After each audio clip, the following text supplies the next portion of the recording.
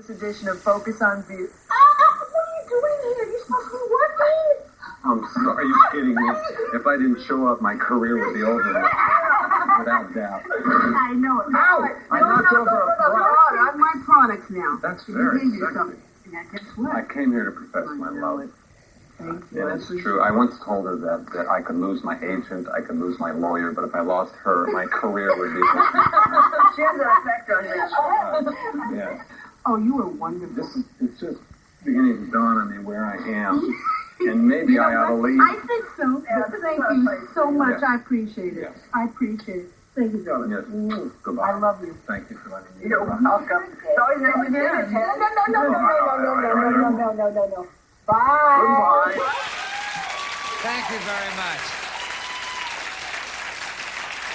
David, you know one thing about me, and that is that I have never used my relationship with you to gain any show business stature or advance myself in this business. Well, I would hope not. But there's one thing I want to ask you right now Yeah, sure, on the go air. ahead, shoot. Can you get me a guest shot on Stagehand Theater? It's so hip. It's the hippest show now, and I can't get on it. And I've got an idea what I want to do on it. All right. I want to do a transcription of Cher's infomercial for the Laurie Davis hair product. All right, let me put that down on your wish list. I see myself as Cher.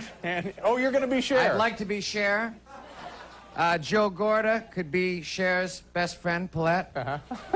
Almar. So you've really put some thought Laurie into this Davis, thing. yeah. And there's a part for you. Oh, thank you. I'm Ted Danson. If you want to be Ted Danson and sneak in at the end and kneel down. What does he say when he comes in? He comes in, he professes his love for Laurie, and then he says, I'm just starting to realize where I am. Yeah, and he has to sneak right off. If you want to do that, I'd love you to do it, but if you could get me a shot on there. We'll see. All right, I don't want to get your hopes up high and then have to break your heart later in the week. But and I don't want it to be, you know, like the way when Doc Severinsen would do a guest shot on the Bionic Woman or something. I don't want it to be that. Yeah. I want a real dramatic role. All right, Paul. In this thing. All right, Paul. We'll see what we can do. I can't make any promises, but we'll try. All right.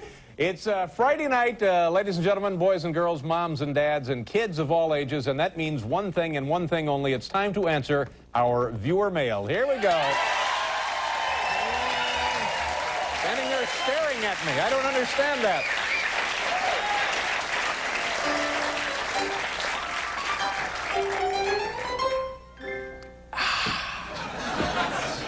Actual viewer mail letters, actual viewers. Dear Dave, letter number 1 begins, Hi, Dave, I never get mail.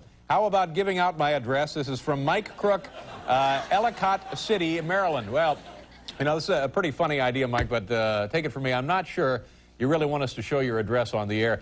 You may end up on some very, very strange mailing lists because certain groups and certain companies target our viewers. That's a known fact. Here is a sample now of the kind of junk mail you might be receiving in the mail. You get something from the National Organization of Troubled Loners, Citizens for Longer Beer commercials, Cell Block Magazine, I've gotten that. The Bonnie Franklin Mint, you may hear from them. The Shovel Collector, I've got that magazine. The Funny Smell Rangers, the Gambino Family Newsletter. Oh, this is bad. Bird That Pecks Out Your Eyes, delivered to your home in a box club. I hate that. House of Lent, sure, you'll be hearing from them as well. Society for the Advancement of Frenetic Rubbing, yep. And the Republican National Committee and all the All-Episcopal catalog. So if we put your address on the air, you might be...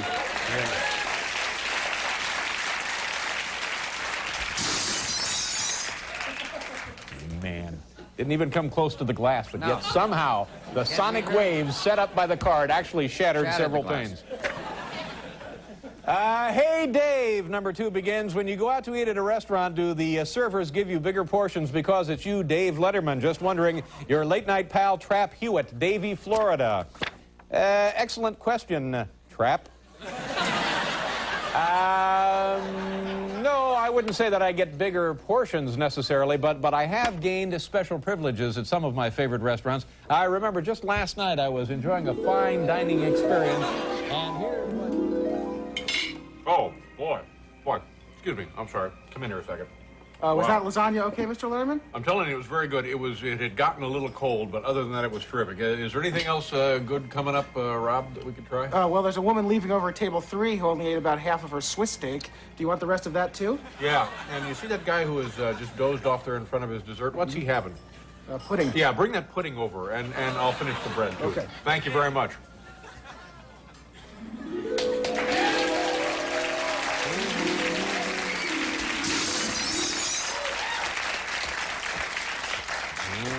It's the all-burgundy comedy theater. There was a look to the set, Yeah, yes. the waiter had a little burgundy outfit on. I had my traditional burgundy T-shirt, which I wear whenever I'm dining. Yes, you did. And, of course, the burgundy drapes.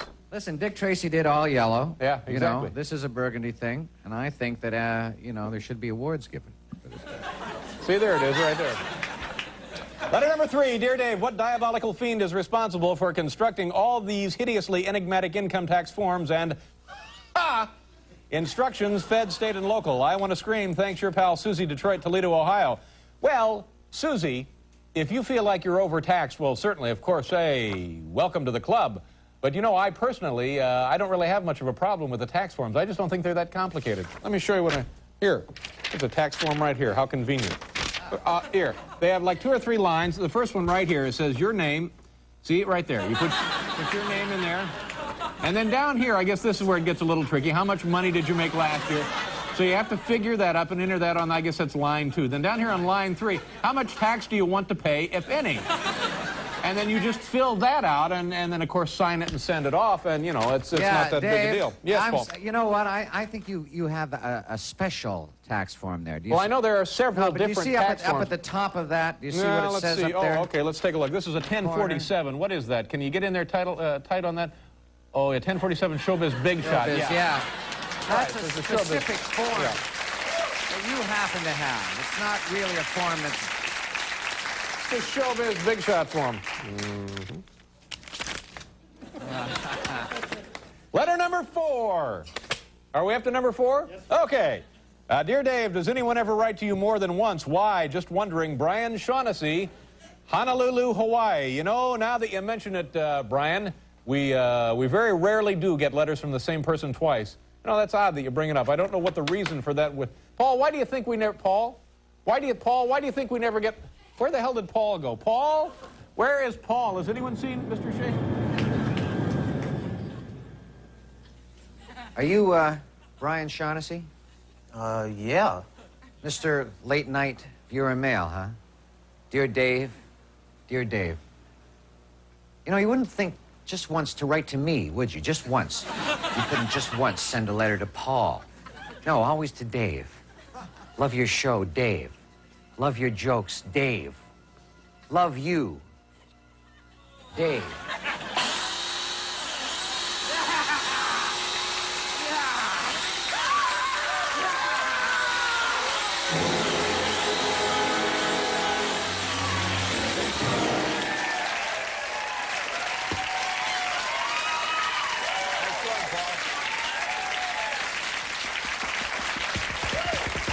See, that was sort of in keeping with our burgundy theme. That's right.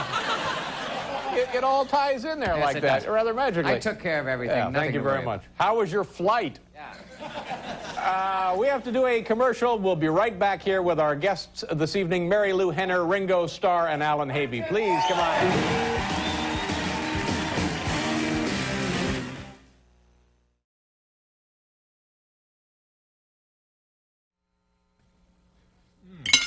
Oh, my goodness.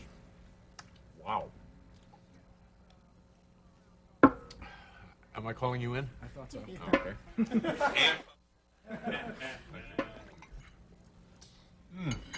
Oh, boy. Pretty tasty. One teen. Yes, sir.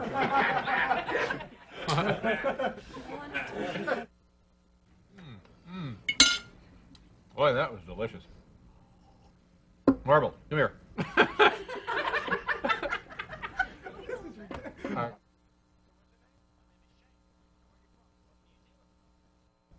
Boy, that was tasty. Excuse me, Foster? All right, here we go. Oh, boy, that was very good. Wallace, excuse me.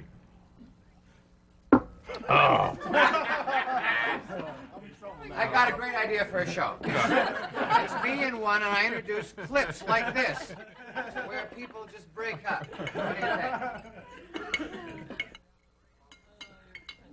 Pretty much my last appearance. Here we go. Here we go. And 5.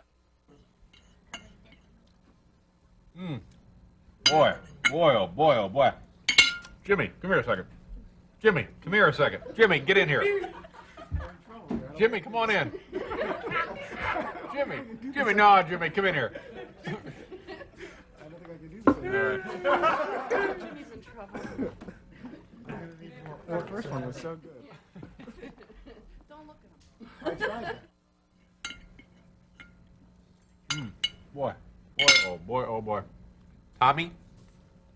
Was that Wow. lasagna okay, Mr. Letterman? It was terrific, but you know, it had actually gotten a little cold, but it was great. What's coming up next, Max? I'm sorry. That was my fault. Tunnel line in 5. Recent. Boy. That was delicious. Excuse me. You mind? Wow. Was that very- lasagna okay, Mr. Letterman? Yeah, it was. You know, it had actually gotten a little cold, but other than that, it was very, very good. Is there anything else good coming up, Keith? Well, there's a one. Oh, I'm sorry. That was like we were in the clear on that one. Would you like some more lasagna? Oh, that's sure. Oh man.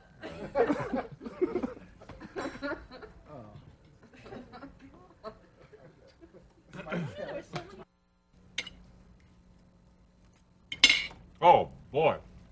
Excuse me. I'm sorry. Come in here a second.